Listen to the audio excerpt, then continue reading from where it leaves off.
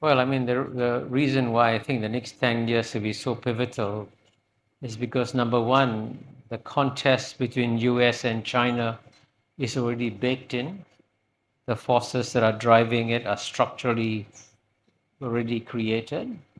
And at the same time, the size and scale of the powers today of United States and China far exceed those of any other great powers of the past.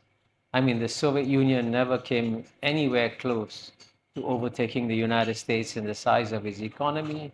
And if you go back to World War II, the strength of Great Britain or Germany in those days cannot compare with the strength that the United States and China have in terms of the size and scale of their economies. And therefore, we have never seen two powers of the size of United States and China in human history going to battle directly with each other. And that's why the next 10 years will be incredibly exciting. And that's why I'm trying my best to stay alive for the next 10 years. Well, I firmly believe that there's a path towards a win-win solution, which is why I conclude my book, Has China Won? And the concluding chapter with what I call the 5 non-contradictions between the United States and China. And frankly, you don't have to be a rocket scientist to realize that United States can grow and thrive and succeed, and China can rise and grow and thrive and succeed without necessarily having to bring each other down, you know.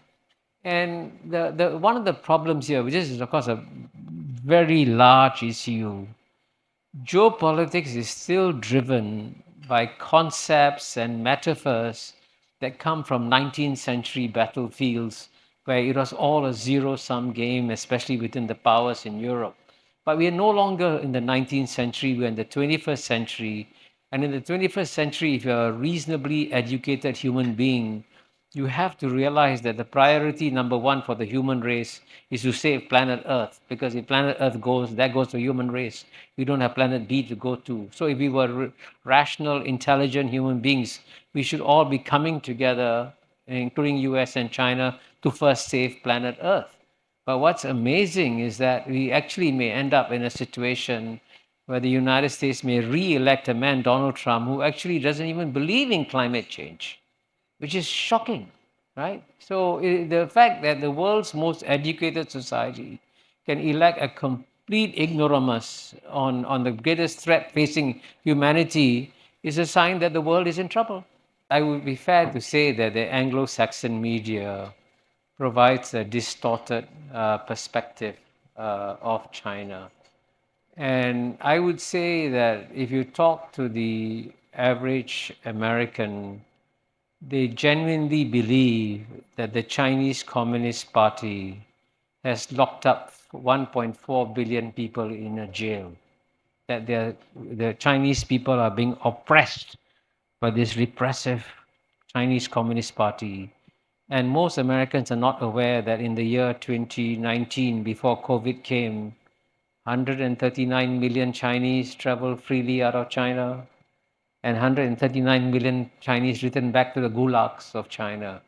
There's something wrong with these Chinese people. They voluntarily return to gulags, you know. So, you know, the impression that Chinese society is a gulag is created by the Anglo-Saxon media, which only gives a negative coverage of what's happening in China and doesn't describe all the positive developments. And, you know, the Chinese people have experienced greater improvements in their standard of living in the past 30, 40 years than they have in the past 3,000 to 4,000 years. So the sense of pride that the Chinese feel in what they have accomplished is absolutely amazing. But if you talk to the American congressmen, they have no clue because, frankly, and I'll name names, New York Times, Washington Post, Wall Street Journal gives them a distorted perspective on China. Well, I mean, definitely in the age of social media, you're definitely getting much more untruths circulating more widely, and it's going to be a big problem for all of us. The search for truth is going to become harder and harder. That's a reality. But you know, there are two dimensions of the problem. One is social media, which is unregulated, which is the problem. But I would say, in quite often, even the regular, in my view, the Anglo-Saxon media can give a misleading story. And I give you one example. That's a story that now everybody in the Anglo-Saxon media believes is that Xi Jinping offered to Barack Obama to demilitarize the South China Sea, since you refer to the South China Sea. And after Xi Jinping made the offer, Xi Jinping violated his promise and militarized the South China Sea. Every Anglo-Saxon media says that. None of them report what I said in my book, Has China Won? I had lunch with a former American ambassador to China, Stapleton Roy. I have his permission to cite him and know him. Stapleton Roy said that when Xi Jinping made that offer to Barack Obama should have shaken his hand and said, let's do it. Let's demilitarize the South China Sea. But instead, there was no acceptance of that offer, and the United States stepped up its naval patrols in the South China Sea, rejecting Xi Jinping's offer. So who violated that promise? Was it Xi Jinping? Was it the United States? And the American ambassador is telling me, no, it wasn't Xi Jinping. It was the United States' failure to accept that offer. So that is a fact, but that fact never gets reported. You talked about some of the structural issues in your comments a few days ago. One of them we just covered, the other being the ironclad law that number one will want to try to stop number two, and the third was ideological. Do you believe yourself in the intrinsic value of democracy? Yes, I think, frankly, there will be a long-run evolution towards, different kinds of ways of managing one's societies. And I think at the end of the day, most countries will pick in one way or another democratic systems, because as you educate your population, the population wants to have a greater say in running the government, and therefore you'll move towards democracy. But what you will not get is not necessarily a convergence to the Western liberal democracies, because Western liberal democracies today are in serious trouble. This is something that's also not widely accepted here. I'm glad that Martin Wolf of the Financial Times has come out with a book called The Crisis of Democratic Capitalism. Look at his book, even the first chapter, and he'll point out to serious structural flaws that have developed in democracy. So when the West goes through its worship of democracy, it is actually doing democracy a lot of damage, because democracy is a very difficult political system to manage.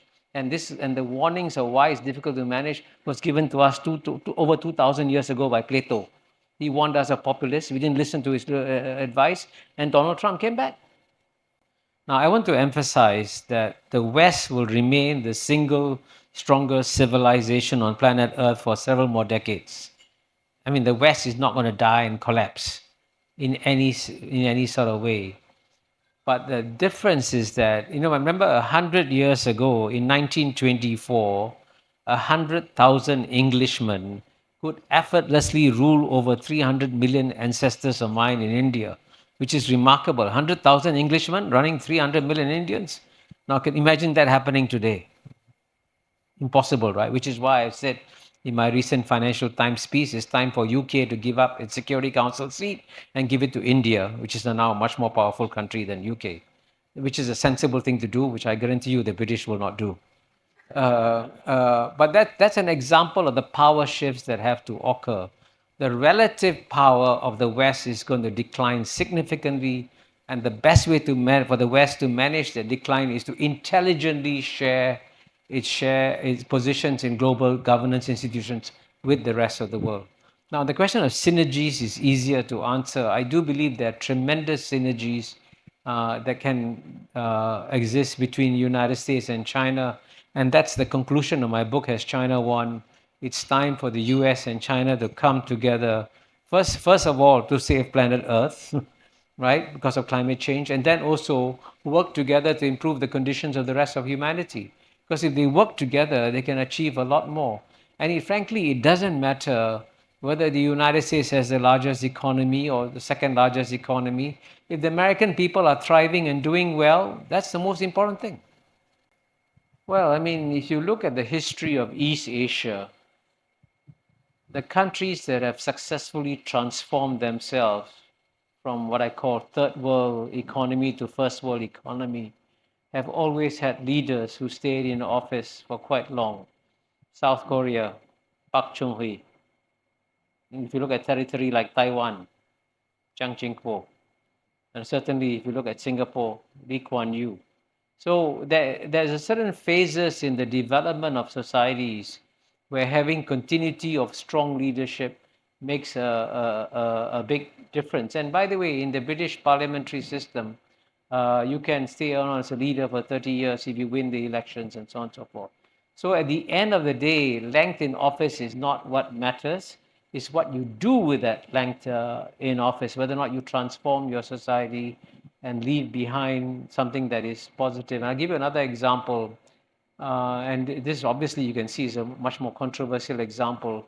One of the great mysteries to me is how Indonesia has emerged as the world's most successful Islamic democracy in the world. I mean, it's quite remarkable. They've had 3 peaceful transitions now, SBY, Jokowi to Prabowo. What happened? And the a remarkable part of the answer is because they had a dictator like Suharto for so long, who actually improved the economic situation of the people at the bottom, raised their standard of living significantly, which then developed the middle class, which then developed the democracy that you see. So having leaders in office over a long time, if they do the wrong thing, if they do the right thing, can have a positive effect on the countries. In the next 10, 20, 30 years, we are clearly moving to a multipolar world. And in that multipolar world, India will be the third most independent pole. Right now, by the way, just so that you understand the relativities, if the United States is about 24 trillion and China is 17, 18 trillion, India is still 3.6, 3.8 trillion. So India is still way behind. India will catch up, and certainly by 2050, India will be number 2 or number 3 in the world, clearly in the same league. But that will take some time. Over the next 10 years, India will not be participating as much as a third pole because it's still way behind. But over time, and we are moving to a multipolar world. And I also want to emphasize that many countries in the global south, including countries like, say, Brazil or South Africa and the BRICS countries, are going to step up and play a bigger role on the world.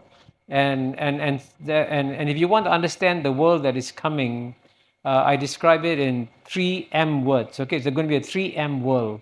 It'll be multi-civilizational. There'll be many successful civilizations. It'll be multipolar. There'll be many powers. And you notice, for example, like even in the Ukraine war, it's striking that 85% of the world's population has not imposed sanctions on Russia. That's a very incredible statistic that shows that this global south is making its own decisions. And the third M is multilateral. And what we have to do actually is strengthen multilateral institutions if we're going to take care of our common global problems. So I agree with you, it'll be a very complicated world coming. But over the next 10 years, I would focus on US, China, and then get ready for a different world.